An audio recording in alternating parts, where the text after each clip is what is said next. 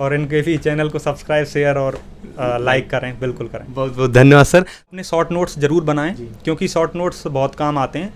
और मैंने तो शॉर्ट नोट्स के भी शॉर्ट नोट्स बनाए थे, ताकि 1-2 दिन पहले जब एग्ज़ाम होता है तो उससे पहले रिवाइज़ कर सकूं। तो वो टेस्ट का आकलन करो अपने हिसाब से, तो लास्ट में यही करो। और मतलब लास्ट के जो 1-2 दिन बचेगा उसमें अच्छे से रेस्ट करके जाना। फ्रेंड्स थे, बार बार सिलेक्शन नहीं हो रहा था, कोई कुछ भी बोल देता था, तो ये सारी कठिनाइयाँ थीं साथ में। और फिर फैमिली सपोर्ट तो था मेरा, पर उसके साथ साथ में बहुत सारे लोग थे थोड़ा।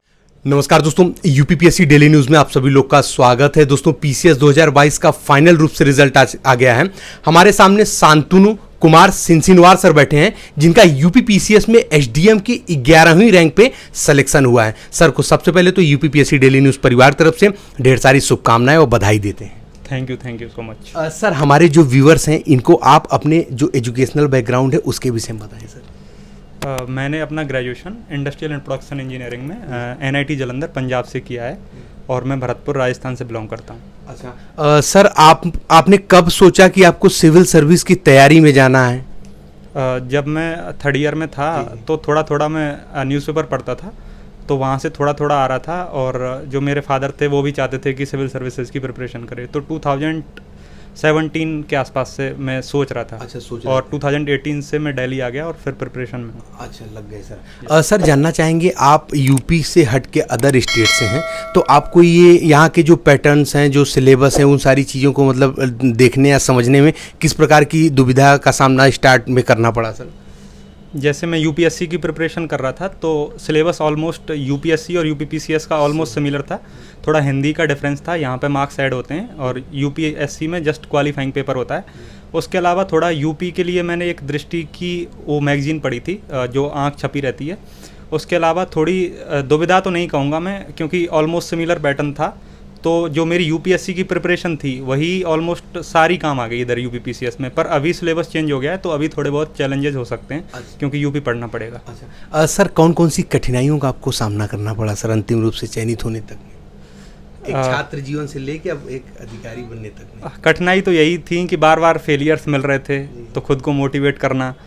फिर उसके साथ साथ में जो भी फ्रेंड्स थे, बार बार सिलेक्शन नहीं हो रहा था, कोई कुछ भी बोल देता था, तो ये सारी कठिनाइयाँ थीं साथ में। और फिर फैमिली सपोर्ट तो था मेरा, पर उसके साथ साथ में बहुत सारे लोग थे, थोड़ा ये भी बोल देते थे कि भाई नहीं हो रहा है तुम्हारा, कुछ और कर लो, और क्यों नहीं करते, जो एनआईटी किया है उसी से चले जाओ, कंपनी में चले जाओ।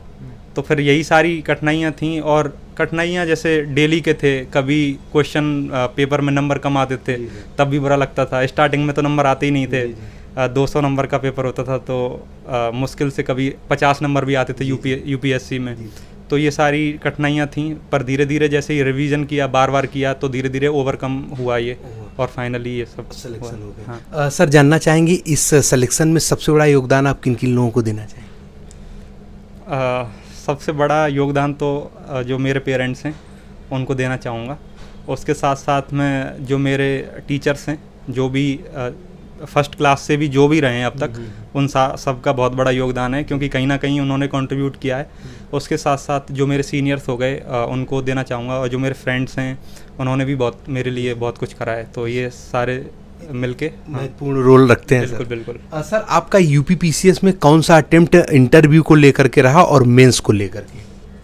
मेंस ये मेरा मतलब फर्स्ट मेंस था और फर्स्ट इंटरव्यू था। अच्छा। पर यूपीपीसीएस में ये मेरा तीसरा अटेम्प्ट था। 2 बार प्रीलिम्स नहीं हुआ था, कुछ मार्जिन से रह गया था। अच्छा। पहले जो अटेम्प्ट था उसमें 1 या 2 नंबर से प्रीलिम्स रह गया था, और जब दूसरा अटेम्प्ट था उसमें मैंने कम क्वेश्चन अटेम्प्ट किए थे, तो वो भी कहीं 4-5 नंबर से रह गया था। अच्छा सर, आपका जो माध्यम था और आपका जो ऑप्शनल था वो कौन सा था? जो मेरा मीडियम था वो मेंस का, और प्रीलिम्स का तो इंग्लिश मीडियम था। अच्छा। और जो इंटरव्यू का था वो वैसे तो इंग्लिश था, पर जो इंटरव्यू था वो हिंदी और इंग्लिश दोनों में मिक्स हुआ था। जी सर। और सर, आपका ये ऑप्शनल? मेरा political science and international relation था। अच्छा सर, अब हम जानना चाहेंगे कि आपने कहीं कोचिंग करी थी अपनी प्रारंभिक परीक्षा को लेकर के? प्रीलिम्स के लिए जैसे सुब्ररंजन आईएएस एकेडमी थी, उससे मैंने ऑप्शनल का किया, और जीएस का कुछ सब्जेक्ट वहाँ पे हो गई थी मेरी। पर उसके अलावा मैंने रेफरेंस बुक बहुत सारी पढ़ी। तो प्रीलिम्स के लिए मतलब खुद की मेहनत के साथ साथ में टेस्ट सीरीज़ भी काफ़ी दी मैंने। तो क्यूमुलेटिवली सबका ही योगदान है। जैसे कुछ जैसे जीएस स्कोर की टेस्ट सीरीज़ थी वो मैंने प्रीलिम्स के लिए दी थी, पर मैंने यूपीपीसीएस के लिए कोई पर्टिकुलर टेस्ट सीरीज नहीं दी थी। कुछ पर घटना चक्र हो गई, जैसे कुछ मैंने किया था, जैसे हिस्ट्री के लिए किया था और उसके लिए किया था, जैसे पॉलिटी के लिए किया था थोड़ा, और थोड़ा साइंस के लिए किया था, घटना चक्र के क्वेश्चन तो ये किया था। जी सर। सर आपका यूपीएससी में भी इंटरव्यू है ना, कौन सी तारीख में है? 26 को है अभी, अप्रैल को। 26 अप्रैल को इंटरव्यू। दोस्तों आपको बता दें कि सर अभी मॉक इंटरव्यू देने जा रहे थे और बहुत ही कीमती समय हम लोग को दिया सर ने, और तुरंत ही बोले कि जल्दी जल्दी हमारा इंटरव्यू ले लो, क्योंकि सर का भी इसके बाद ही मॉक इंटरव्यू है। सर इसके लिए तो सबसे पहले सर बहुत बहुत धन्यवाद कि आपने समय दिया हम लोग को सर। ये तो आपका बड़प्पन है, पर यही है कि मैं यही कहना चाहूँगा कि आप इतना दूर से आएँ, प्रयागराज से चल के आएँ, तो थोड़ा बहुत तो टाइम दे ही सकते हैं आपको। सर बहुत बहुत धन्यवाद। सर जानना चाहेंगे प्रारंभिक परीक्षा के लिए आपने कौन सी किताबें पढ़ी थी? कोई एक किताब तो मैं नहीं कहूँगा कि वो पढ़ लो और हो जाएगा। यही है कि जो बेसिक बुक्स हैं वो। बेसिक बुक्स के अलावा कुछ बुक्स आपने पढ़ी हैं सर? क्योंकि बेसिक बुक्स तो सभी लोग बताते हैं, आप ये पढ़ लो, एनसीईआरटी पढ़ लो, ये सारी चीज़ें, लेकिन बेसिक बुक्स के अलावा मैंने बुक तो कोई नहीं पढ़ी, पर मैंने टेस्ट सीरीज बहुत सारी दी। कम से कम मैंने अब तक कम से कम 300 से 400 पेपर दे लिए होंगे मैंने प्रारंभिक परीक्षा के लिए। हाँ बिल्कुल बिल्कुल, अब तक के। हाँ। अच्छा, कुछ नाम वगैरह बताइए, जैसे आपको देखकर भी वो व्यूअर्स वहाँ से हो सकता है वो टेस्ट सीरीज खरीदें। हाँ, मेरा इंग्लिश मीडियम था, मैं किसी की टेस्ट सीरीज को वो प्रमोट तो नहीं कर रहा, मतलब कोई भी टेस्ट सीरीज दे लो। पर जैसे मैंने जो दिए मैं वो बता सकता हूँ कि जैसे मैंने सुब्ररंजन आईएएस एकेडमी थी, उनकी टेस्ट सीरीज थी वो देता था। एक इनसाइट आईएएस था, उनका वो दे देता था। विजन की जो मार्केट में मिलती हैं वो वहाँ से वो खरीद के दे देता था। उसके अलावा मैंने एक जीएस स्कोर की 65 टेस्ट थे तो वो दिया था। ये 4-5 टेस्ट सीरीज मैंने दी हैं। उसके अलावा जो ऐसे ऑल इंडिया टेस्ट होते थे बहुत सारी एकेडमीज़ के, तो वो दे देता था। अच्छा सर, फिर करंट अफेयर को लेकर के आप कहाँ से पढ़ते थे? करंट अफेयर्स का जैसे यूपीएससी के लिए पढ़ता था मैं, जैसे पीटी 365 हो गई विजन आईएएस की, तो वो पढ़ता था। उसके अलावा मैंने जो अभी आपको बताया था कि दृष्टि वाली जो है वो पढ़ता था। और उसके अलावा न्यूज़पेपर तो है ही, जैसे द हिंदू, अभी इंटरव्यू है तो अभी 3-4 न्यूज़पेपर पढ़ता हूँ, और पहले हिंदू पढ़ता था। अच्छा सर, आपकी जो पढ़ाई का शेड्यूल है, दिनचर्या, वो किस प्रकार रहता है सर? वो डिपेंड करता है कि कब सो रहे हैं। अगर लेट सोते हैं तो फिर 6-7 घंटे सोने के बाद में सुबह उठते हैं। जैसे मैं ज़्यादातर रात को ही ज़्यादा पढ़ता हूँ वैसे। हाँ, सुबह वाला तो सिस्टम कभी कभी कर भी लेता हूँ, पर नहीं हो पाता है सुबह। तो रात को अगर 2-3 बजे तक पढ़ाई हुई है तो फिर उसके बाद में सुबह 8-9 बजे या 10 बजे कभी कभी उस टाइम पे उठ के, और फिर अभी इंटरव्यू चल रहा है तो अभी इंटरव्यू का सुबह सुबह जैसे न्यूज़पेपर हो गया ये पढ़ लिया। फिर ग्रुप डिस्कशन होता है, मेरे दोस्त हैं उनके साथ में, तो 3 से कभी 5 होता है, कभी 4 से 6 होता है। फिर उसके बाद में कुछ नोट्स बनाने होते हैं जो करंट अफेयर्स के टॉपिक्स होते हैं। फिर ओपिनियन बनाने होते हैं कि इंटरव्यू में क्या बोलना है टॉपिक्स पे।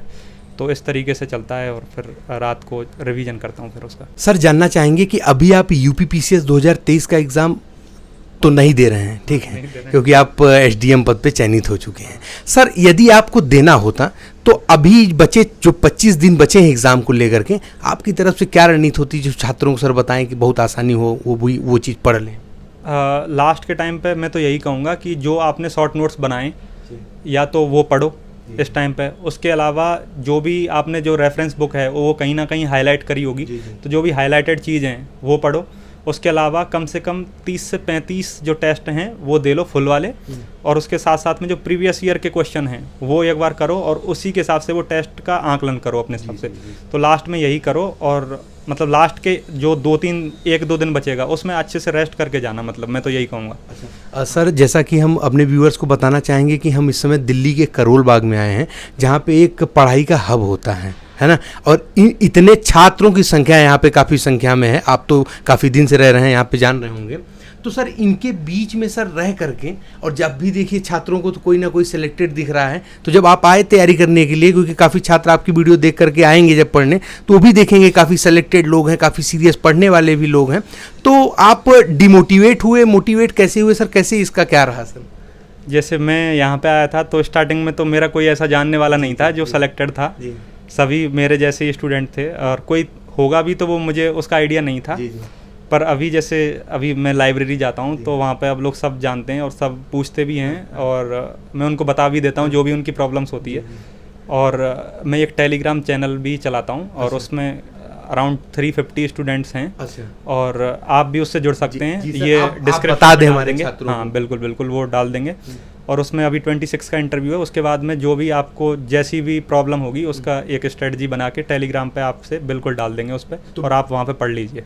सर का टेलीग्राम चैनल का लिंक दे देंगे दोस्तों। सर एक बार नाम भी बता दीजिए। टेलीग्राम जैसे वो द हिंदू के जो न्यूज़पेपर होता है उससे स्टार्ट हुआ था, तो द हिंदू प्रीलिम्स करके एक चैनल है। अच्छा। तो उससे 2020 में मैंने स्टार्ट किया था, तो वो 2020 से ही चल रहा है। जी सर। तो अभी सर हमारे जो व्यूअर्स हैं उनके लिए बहुत ही गर्व की बात होगी कि आपके टेलीग्राम के साथ वो जुड़े, और हमारी पूरी कोशिश रहेगी कि ज़्यादा से ज़्यादा संख्या में वहाँ पे जोड़ा जाए बच्चों को। सर सर अब हम जानना चाहेंगे कि मुख्य परीक्षा के लिए आपकी रणनीति क्या रही थी? सर मुख्य परीक्षा के लिए तो मैंने जैसे प्रीलिम से पहले ना मेंस का ही मैं ज़्यादा पढ़ता था। मेंस का जैसे आंसर राइटिंग प्रैक्टिस हो गई, और आंसर राइटिंग में 1-2 आंसर नहीं लिखता था लगातार, या तो 10 या 20 जो भी पेपर होता था वो करता था। लगातार करने से क्या है, एक तो तुम्हारा टाइम भी तुम मैनेज कर पाते हो, और दूसरा चीज़ है कि क्वालिटी भी धीरे धीरे इम्प्रूव हो जाती है। तो कम टाइम में अच्छे क्वालिटी के आंसर्स लिख सकते हो अगर 10 से 12 लगातार क्वेश्चन लिखते हो। तो 10 लिखो या 20 लिखो, 1-2 से काम होगा नहीं, क्योंकि पेपर में 20 क्वेश्चन आते हैं। तो इसीलिए क्वांटिटी और क्वालिटी दोनों को एक साथ लेके चलो, और पहले क्वालिटी पे फोकस कर सकते हो, क्वांटिटी भी अपने आप आ जाएगी। अच्छा सर, नोट्स बनाने के लिए किन किन बातों का विशेष ध्यान रखना चाहिए सर? नोट्स का यही कहूँगा कि मैं कम से कम 4-5 बार पढ़ें, और उसके बाद में ही शॉर्ट नोट्स बनाएं, क्योंकि पहली बार बना दोगे तो पूरी बुक ही छाप दोगे शॉर्ट नोट्स में, तो वो एंड में रिवाइज भी नहीं हो पाएगी और फालतू की टेंशन भी हो जाएगी। अच्छा सर, जानना चाहेंगे अभी तक आपका, जैसे आपने बताया कि मुख्य परीक्षा तक भी नहीं हो रहा था, प्रारंभिक परीक्षा दे रहे थे मुख्य, फिर इंटरव्यू भी आपका पहले ही था और मुख्य परीक्षा भी पहले ही था, तो असफलता लगी सर हाथ में, अंतिम रूप से अब सफलता लगी। तो इस बीच में सर ऐसा क्या पढ़ाई में अपने प्रीवियस ईयर के अपेक्षा में अभी क्या ऐसा आपने चेंजेस किया कि इतना बड़ा बदलाव और आपको SDM पद मिला सर? इसमें यही कहूँगा, जैसे मैं UPSC का जो एग्ज़ाम दे रहा था, तो मेरा जो सेकंड अटैम्प्ट था उसमें मेरा CSET की वजह से रुक गया था। GS में तो मेरे 98 मार्क्स थे और 92.5 कट ऑफ थी, और जैसे मैंने आपको बताया था UPPCS का मेरा जो बाउंड्री पे ही रह जाता था प्रीलिम्स, तो ये प्रॉब्लम थी। और जैसे ही हुआ, पर मैंने मेंस की हमेशा लगातार तैयारी करी है 3-4 साल, और काफ़ी आंसर्स लिखे हैं, कम से कम 2-2.5 हज़ार आंसर्स तो लिख लिए होंगे टोटल अब तक 3-4 साल में। तो ये आंसर राइटिंग प्रैक्टिस काफ़ी करी है मेंस की, क्योंकि जब भी प्रीलिम्स निकले तो वो मेंस रुकना नहीं चाहिए, क्योंकि मेंस का साइकिल और बुरा होता है, लोग फंस जाते हैं इसमें। तो मेंस पे ज़्यादा ध्यान दो, प्रीलिम्स पक्का निकलेगा, और अगर प्रीलिम्स निकलता है तो रुकना नहीं चाहिए, फाइनल सिलेक्शन हो जाएगा, आराम से हो जाएगा। अच्छा सर, जो हमारे व्यूवर्स हैं इनके लिए मुख्य परीक्षा के लिए कुछ और रणनीति आपकी तरफ से स्पेशल? इनके लिए यही कहूँगा कि अपने शॉर्ट नोट्स ज़रूर बनाएं, क्योंकि शॉर्ट नोट्स बहुत काम आते हैं, और मैंने तो शॉर्ट नोट्स के भी शॉर्ट नोट्स बनाए थे, ताकि 1-2 दिन पहले जब एग्ज़ाम होता है उससे पहले रिवाइज कर सकूं। तो अपने शॉर्ट नोट्स बनाएं, और ट्राई करो कि अपने खुद के लिखे हुए नोट्स हों, क्योंकि मेंस लिखने का ही है पूरा पेपर। जब तक खुद लिख के नहीं याद करोगे तब तक काम होगा नहीं। और टैबलेट वाला मैं तो थोड़ा, मेरा तो नेगेटिव नज़रिया है थोड़ा सा इसको लेके, क्योंकि मेंस में कम काम आता है ये। टैबलेट वाला जो ऑनलाइन हम पढ़ते हैं वो वहाँ पे पॉइंट याद नहीं आते हैं, क्योंकि मैंने काफ़ी किया था तो मेरे तो समझ में आया नहीं ज़्यादा। ठीक है, तो मैं लिख के ही याद करता था। तो मैं कहूँगा कि मेंस लिखने का ही है, और जितना लिखोगे उतना रिफ्लेक्ट हो जाएगा आंसर्स में। सर जानना चाहेंगे कि आप सोशल मीडिया को किस नज़रिए से देखते हैं? लोग कहते हैं मेरी तो सारी पढ़ाई यूट्यूब से हो गई थी, ऐसे तो ऐसे सोशल मीडिया में आप हैं, या किस प्रकार से इसको देखते हैं? सोशल मीडिया का जो मेरा व्यू है थोड़ा बैलेंस्ड ही है। कंस्ट्रक्टिव यूज़ कर रहे हो अगर सोशल मीडिया का तो बिल्कुल अच्छी चीज़ है, क्योंकि बहुत सारी चीज़ें तो मैं वहाँ पे मिल जाएगी। पर दिक्कत यही आती है कि सोशल मीडिया पे बहुत सारी फेक न्यूज़ हैं। ठीक है, अब अगर उसको हम आंसर्स में लिख दिए फेक न्यूज़ को, और वो सही है भी नहीं, तो हमें मतलब उल्टा हमारे मार्क्स भी कट जाएंगे। तो उसका कंस्ट्रक्टिव यूज़ करो सोशल मीडिया का, और फालतू अननेसेसरी अपना टाइम वेस्ट मत करो। जो भी यूट्यूब देख रहे हो तो पढ़ाई की चीज़ हो गई, बहुत सारे चैनल्स हो गए, वो उसको देख सकते हो। तो अगर कंस्ट्रक्टिव यूज़ करते हो तो वो सही है। और जो मैं हूँ, जैसे मैं फेसबुक और इंस्टाग्राम नहीं चलाता हूँ, ठीक है, अगर कोई चला रहा है तो वो उसमें भी कोई गलत नहीं है, पर उसका लिमिटेड ही यूज़ रखो, और जब तक पढ़ाई चल रही है पढ़ाई पे ज़्यादा ध्यान दो।